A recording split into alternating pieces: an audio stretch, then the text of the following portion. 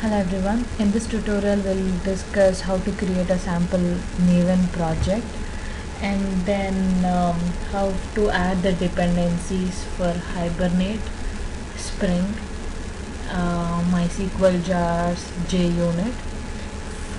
So let's create a sample program. Right click on the Explorer, say new, go to other, search for filter for Maven project. Here I have Maven project. Click next. So it will give you an option, some default work locations and everything. I set everything to default. Click next. In the filters, it filters me off with all the group IDs. And once it filters with all the group IDs and the catalogs, once it filters, I would set it to default one and then next. So here is my new Maven project that I would like to create. What is the information that I would like to fill in? So the package, I would say Hibernate _ Eclipse. Group ID is the same, version I would set it to default. Artifact ID I would say com.hibernate, and then I would say finish. Once I say finish, it creates a project for me. So it says com.hibernate and it's a Maven project, so you see an M at the top of the folder. So when you click and when you go to pom.xml file, this is the main XML file where we add our dependencies, dependency hierarchy, where we add our dependencies and then we add our properties, so that whatever we add as a dependency, what Maven does is Maven pulls the information and pulls the jars corresponding to those dependencies, and then it would add it to the build path so that we can work using those dependencies in our project. So now we will see how to add the dependencies. We can add the dependency using the UI, or we can go to pom.xml file here and then add a dependency. So when we first create a Maven project, the dependency that is added in here is JUnit. So to verify the JUnit jar, you click on Maven dependency, you see the JUnit jar. So now we'll see how to add the Hibernate, Spring and log4j. So let's start with the log4j. So to start on with, what we need is, for the dependency we need the group ID, the artifact ID, the version numbers. So for the log4j, let me just copy and paste this.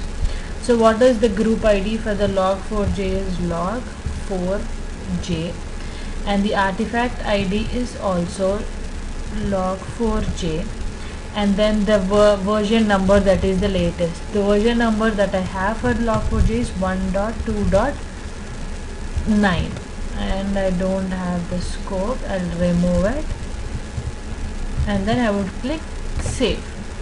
Once I save, you need to observe this. Once I save, the corresponding log4j with the version 1.2.9 is being added to the Maven dependencies. So now I can work with log4j in my project. Okay, so this is for log4j. And then next we'll go to the Hibernate. To Hibernate, we can add to the Hibernate core or the Hibernate validator. Okay, so let's go to Hibernate. Control C and Control V, so that I don't have to write these tags. So for the Hibernate, the group ID is org.hibernate, and the artifact ID for the Hibernate core is hibernate-core. Okay, and then the version number. Now what we can do here is, we have another XML tag in Maven, that is properties tag. So what we can do in the properties tag is, that is right in here, if we add any properties, we can just use it as a variable instead of typing it right in here. Let me write it as an example, then you would understand. In here I would write it for the Hibernate version. That's Hibernate dot version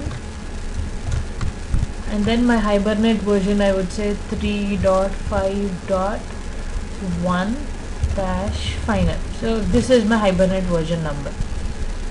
What I have to do is, if I don't want to write 3.5.1 here, instead I add it as a property. So how would I mention it right in here in the version? I would have to say dollar and then Hibernate dot version, the same value that I have used right in here.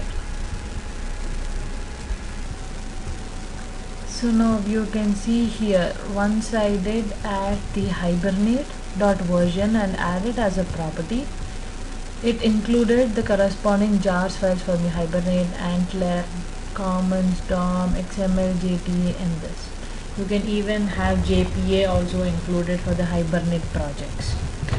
Okay, and then when you scroll on here, I would say this expression evaluates to this. The property is defined in com.hibernate. The snapshot jump to the location, it would jump in, the cursor jumped right in here. So that is how you can save it as a property instead of writing it here. One of the way of depending using the version number. So for the Spring, what we'll do for Spring Framework. So let's just say for the Spring Framework, and then here I would say, let me just format. Okay, for the Spring I would say org.Spring Framework, Spring Framework, and then artifact ID is spring_context, or do you want to use spring_ORM? So let me just do for the spring_ORM over here. Spring dash context or ORM. We'll do all context test ORM. And for the version numbers, here I am selecting, instead of adding as a variable, I would say 3.1.1 RELEASE. So this is what you get for the Spring version, and save. When you save, it pulls down all the corresponding jar files. So these version numbers that you need to select is the latest version number that you have in your Spring. Okay, that is for Spring context. So now let's go to the Spring test. Spring test, you can just copy and paste Spring test, and even for the Spring test it would be 3.1.1 version. Save, and then Spring test jar is included in here, and then we want Spring ORM. Okay, Spring ORM. Save. ORMs are right in here for us. And then what else we wanted? In Hibernate we have already included Hibernate core. So if you want to include Hibernate_validator, so let's just do for the validator as well. Hibernate_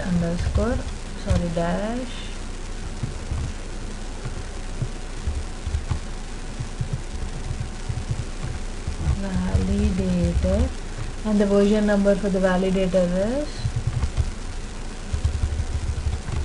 4.0.0.beta2. Save it. So this is how you keep adding the files into the form.xml file, and then the Maven will be adding those particular dependencies jars into the Maven.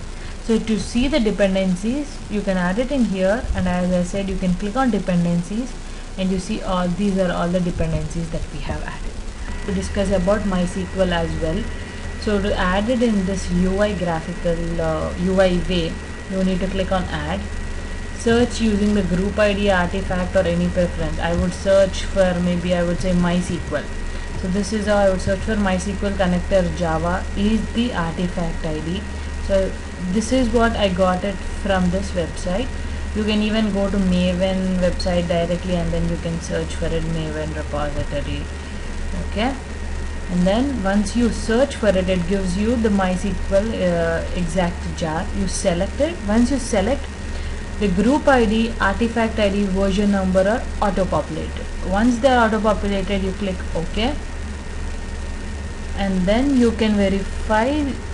After saving, you can verify that particular jar that is added in here, MySQL connector.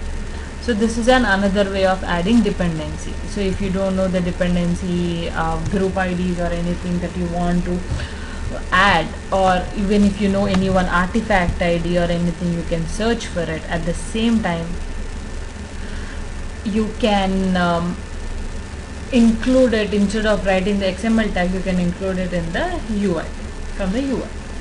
I hope this tutorial is helpful. Thank you.